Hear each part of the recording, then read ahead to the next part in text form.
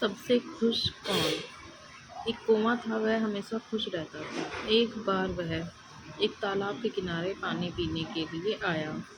वहाँ उसने तालाब में तैरते हुए पक्षी हंस को देखा। उसने सोचा, हंस कितना उजला है। यह तो पानी में अपने उजले उजले पंखों को फैलाकर तैर भी सकता है।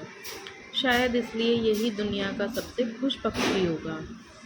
कौवा हंस के पास गया और बोला, तुम दुनिया के सबसे खुश पक्षी हो।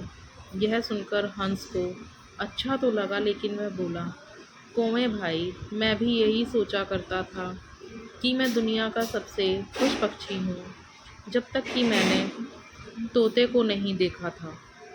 तोते को देखने के बाद मुझे लगता है कि वह दुनिया का सबसे खुश पक्षी है। कौवा बोला, वो कैसे? हंस ने उत्तर दिया, भाई, वह अपनी लाल चोंच से सबको लुभा सकता है और वो आदमी की आवाज़ भी तो निकाल सकता है, इसलिए वही दुनिया का सबसे खुश पक्षी है।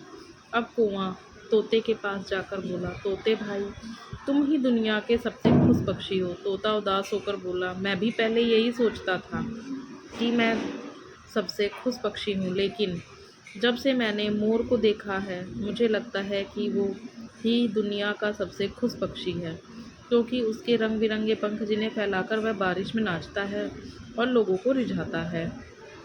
अब कौवे ने सोचा, तोता बिल्कुल सही बोल रहा है, अब क्यों ना मैं मोर के पास जाऊं। कौवा मोर के पास गया। वहाँ वह पिंजरे में बंद था, जिसे बहुत से लोग देखने के लिए आए थे। कौवा मोर के पास आकर बोला, मोर भाई, तुम दुनिया के सबसे खुश पक्षी हो। तुम्हारे सिर पर कलगी है, जिससे तुम एकदम राजकुमार की तरह दिखते हो।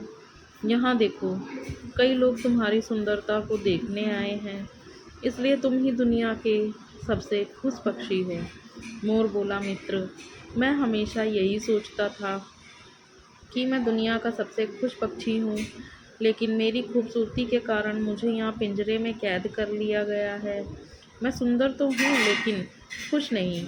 अब मैं यह ना चाहता हूँ कि भले ही मेरे रंग बिरंगे पंख नहीं होते, लेकिन तुम्हारी तरह मैं भी आज़ाद रहता। चिड़ियाघर में आने के बाद मुझे यही लगता है कि कौवा यानी कि तुम ही सबसे खुश पक्षी हो। अब कौवा जान गया कि पक्षियों के लिए भी आज़ादी से बढ़कर कोई खुशी नहीं होती। हम किसी के ऊपरी दिखावे या रंग रूप को देखकर उसे खुश नहीं मान सकते। खुश वही पक्षी है जो खुले आसमान में पंख फैलाकर आज़ाद रहता है।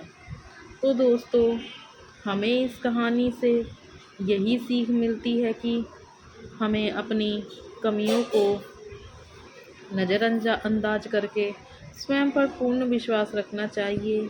हमें अपनी ज़िंदगी की तुलना दूसरों की ज़िंदगी के साथ नहीं करनी चाहिए।